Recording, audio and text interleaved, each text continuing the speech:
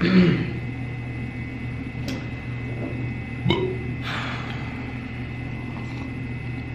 right, so I got a question for you. Let's hear it, Jordan. If you were out in the wilderness and needed to survive, would you rather catch and eat a raw rabbit or a cooked crow?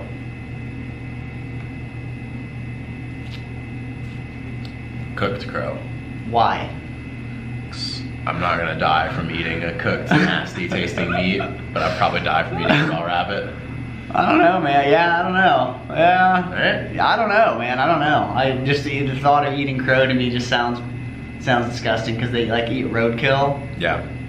But I get the logic there. There you have it, guys. There you have it.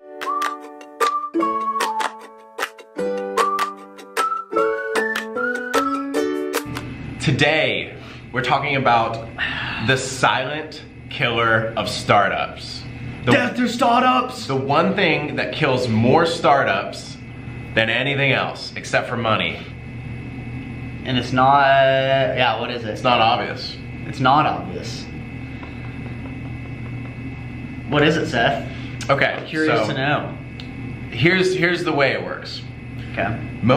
A lot of companies will start with somebody being a maker. They spend 6 hours of dedicated focus time by themselves writing a book. Okay. Writing a blog post, working on a movie. They're just like in their maker zone, they're in their creative zone, they're not interrupted, they're just like, boom, focus. 8-10 hours go by, boom. You don't even notice it happens. Then you go into business, right? Mm-hmm. You start hiring employees. You start trying to scale your team. You start using these different services. You start meeting with these different influential people in your city.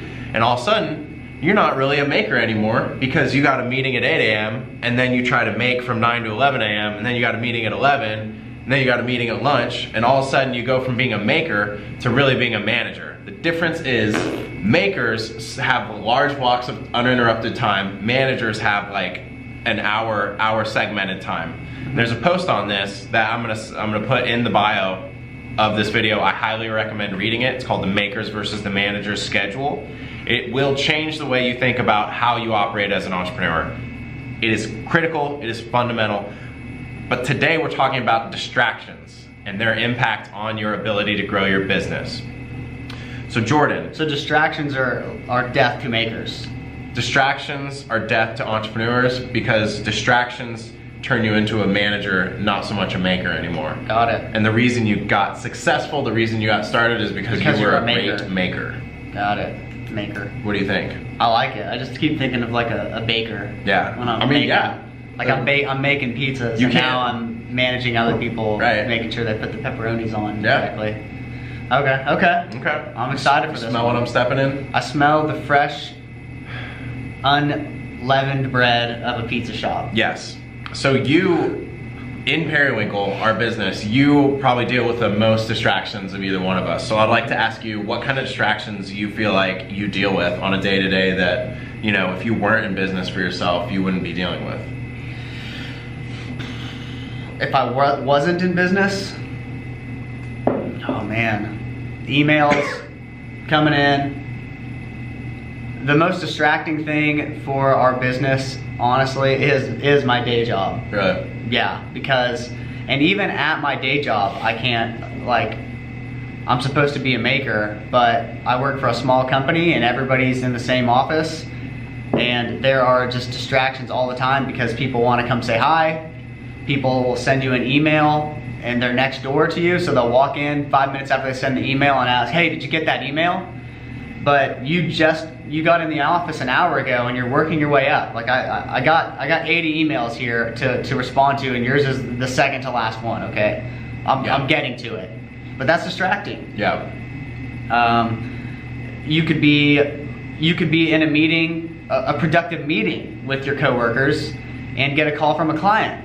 And that just disrupts the whole, you know, like the distractions never stop, especially when you're available to both your coworkers and your clients.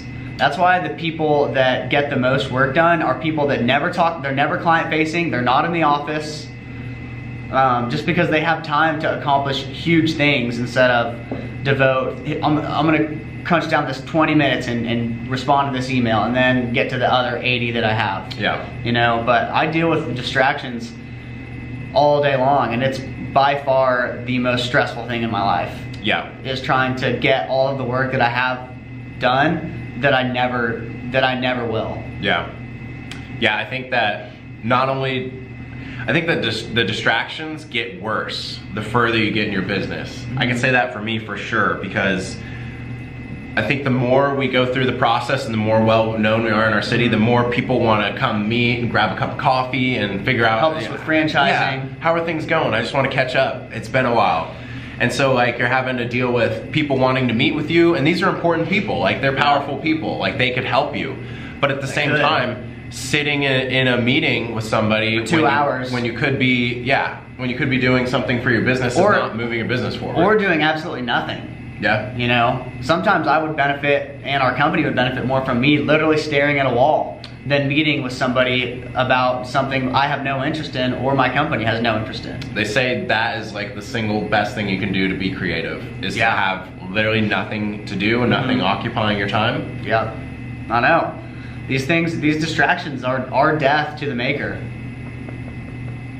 And what other distractions do you deal with? Don't you deal with all the businesses calling us to try to sell us stuff? Yep. That's something you've been hot on before. I mean, we use a Google number, so that when we originally did it that way, so that we could route it. Yeah, Google Voice number, so we could route it to all three of us. The thing that is most annoying about the Google number is Google calls you about twice a day, and no matter what it is, since it's a Google Voice number, you only see it show up on your phone as a customer. It doesn't show you what number's calling. It just shows up on your phone as whatever you saved it in. So you answer no matter what you're doing, all times of the day, whether you're on the pot, whether you're in a meeting, you answer because it's a potential customer for your business. And then it's a Google listing, or it's somebody saying that your Google page is not complete. Yeah. That stuff makes me more upset and takes me out of what I'm doing. And it happens twice a day at variable times. Yeah. So it's inevitable, but it happens twice a day. And that, I mean, I've blocked probably 200 Google numbers. Oh gosh, guys, this is an important topic, because these distractions really, you don't really think about in the moment how much it's detracting from your productivity and ideas, but it does. Yeah, I think that a good litmus test is if you're a business owner and you're talking to your friends and your family about how things are going, and you're complaining about people in your office that are talking to you all the time, or all the phone calls you're getting from people wanting to meet with you and interview you, or anything, if your time and your attention is being occupied by anything that isn't getting your business closer to where you're wanting to go, you have to get rid of the distraction, because distractions are the silent killer of businesses. Distractions are the Widowmaker. Nice, doing some medical terminology there. I'm serious about this. It's a serious thing. And here's another thing. Have you ever noticed, like, if you're the most productive person at your office or at your work, you are the person who gets also the most distractions, because everyone knows that you will get their work done. So everyone comes to you to ask for your help. And I read this quote in that book Rework that Debbie gave to me, and it stuck with me since I read it. They said, if you need something done, ask the busiest person you know. Isn't that just completely idiotic, but at the same time so true? Makes me think of Hammer Time. Yeah, literally the person with absolutely no time to help you is the person that you can go to and know that they're going to get your work done. Yeah. And I feel like that sometimes. If people come to me at the office asking me to do stuff, and I do it because I'm that person. I have no time to help you, but I'm going to, because that's who I am. It's Rework by Jason Fried, right? Friedman. We'll put the link to the book, and I read it as well. Awesome. It's an incredible book. Highly recommend. It completely just shats all over everything you think you know about business. And we've now officially said the word "shat" on our YouTube channel. Shat. That's not profanity. It's not profanity, but it's one of those milestones, you know. Yeah, it is. This is clearly just a rant video, but I gotta tell you, I've been meeting with my friends who are entrepreneurs in Tulsa, And it's like 70% of our conversation was just bitching about distractions. And I just eventually just stopped the conversation. I was like, listen, you've taken money from other people now. This business isn't no longer about you. This is about the mission that you've communicated to your investors and that you've set out to achieve. It's about reaching the customers you're trying to reach. And every minute, every second that not only you spend talking about, but even thinking about the distractions, is doing you a disservice, it's doing your investors a disservice, and most importantly, it's doing your customers a disservice. I mean, I hate distractions, so I try to never be one. Here's a pro tip. If you send an email to somebody, wait for them to respond. That's the whole thing about emails, is they're gonna get to it, they're gonna see it, especially if you work together. They're gonna see it. If it takes them 24 hours to respond, that's okay. Because if it was urgent, you would have called them, but you didn't. You sent an email. So practice what you preach. Don't be distractions. If you work in an office, don't go make the morning rounds every day at 10:30 or 10 a.m. when everybody's just now getting in a groove in the workday. Another thing they talk about in that rework book is having a no talk Tuesday or a no talk Thursday. And I wish so badly that I had more pull at my day job to make that a thing. Because I swear, the amount of work that everybody gets done at that office would be up like 400% on that day where nobody's allowed to talk to each other. Because there's no more of that social like, yeah, I'm gonna complain about everything I have to do today that I'm not gonna get done because I'm complaining about it to you, and have my 10 meetings with the leadership team about all the cool things that we're doing. Like all of that stuff is just pointless. Nobody's getting any work done. Dude, I will say you do have more pull at your job than you give yourself credit for. You just don't use it. Number two, I think that, like what you're saying, there are some people out there that get paid to go socialize.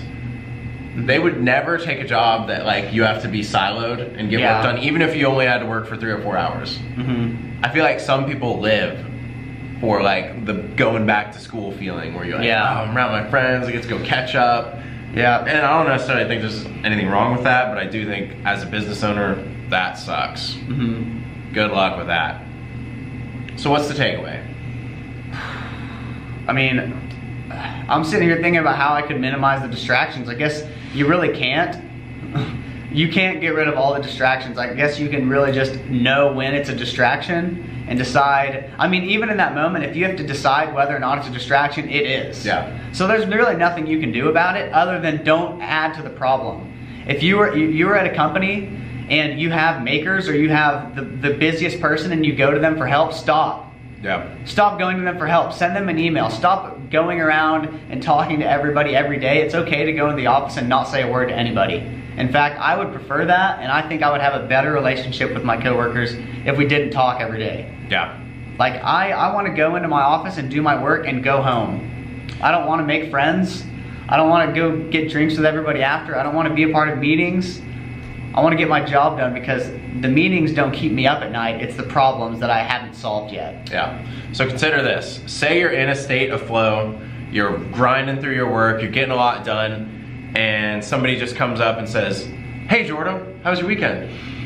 And even if that happens like literally 15 times a day. Even if it's a 30-second conversation, science has proven that it takes 20 minutes for you to get back to that same level of focus and that same level of productivity that you were at before you were interrupted.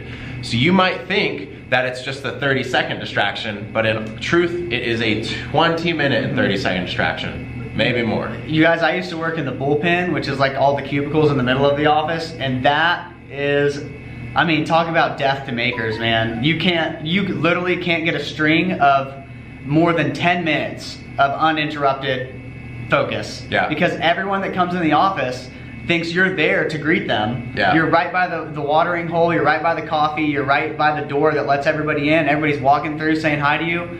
Now that I have an office, I mean, it was easily cut in half at least, but it's still, you guys, like, you gotta think about this stuff. I mean, say something to your entrepreneurial boss, or if you're the boss, make sure that you're giving your employees an environment where they can be makers and you can stop being so much of a manager. Because it's a very important thing. All right, Minimize distractions. You owe it to yourself, your business, your investors, your customers. You owe it to the world. Yep. Signing off. Peace.